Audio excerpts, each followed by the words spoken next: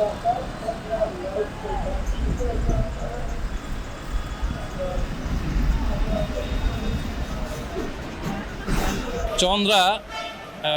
এটা এমন একটা জায়গা, আপনারা জানেন সবাই, এটা ঐতিহ্যগতভাবেই এখানে যেহেতু উত্তরবঙ্গের প্রায় 20টা-22টা জেলার লোক এখান থেকে পাস হয় বড় অকেশনগুলোতে, বিশেষ করে ঈদে অনেক।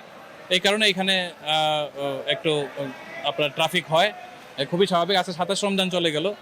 আমরা এই চন্দ্রা মোড়টাকে 15টা পয়েন্টে হাইওয়ে পুলিশ এবং জেলা পুলিশের প্রায় 500 পুলিশ সদস্য নিরলস 24 ঘন্টা 24/7 আমরা কাজ করতেছি, যেন মানুষ একটু স্বস্তিতে বাড়ি যেতে পারে।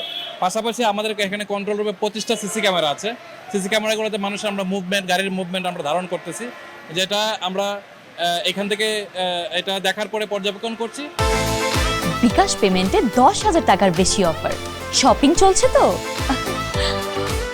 এবং যদি কোথাও বড় ধরনের কোনো সমস্যা হয় আমরা সেখানে আমরা ইনস্ট্রাকশনটা পাঠিয়ে দিচ্ছি। এখন আপনি যে প্রশ্নটা করেছেন, হ্যাঁ ধীরগতি আছে গাড়ির, বিশেষ করে আপনি চন্দ্রা থেকে জিরানি যেটা ঢাকা-টাঙ্গাইল মহাসড়ক, এখানে প্রায় 1-1.5 কিলোমিটার জায়গা আপনার একটু গাড়ি ধীরে চলছে। কারণ আপনি জানেন আমাদের যে ক্যাপাসিটি, রাস্তার ক্যাপাসিটি থেকে আমাদের হিউজ একটা জনবহুল দেশ, অনেক মানুষজন একসাথে রাস্তায় নেমে আসে, রাস্তা আসলে এটা একদম উপচে পড়ে যায় এরকম অবস্থা। আর চন্দ্রা থেকে গাজীপুরের দিকে যে রাস্তাটা, সেই রাস্তাটাও হয়তো 1 কিলোমিটারের মতো একটু স্লো আছে, বাট আসার কথা এটাই যে কোনো গাড়ি থেমে নাই, গাড়ি খুব ভালোভাবে চলতেছে, গাড়ির মানে যানজট বলা যাবে না, একটু ধীরগতি আছে।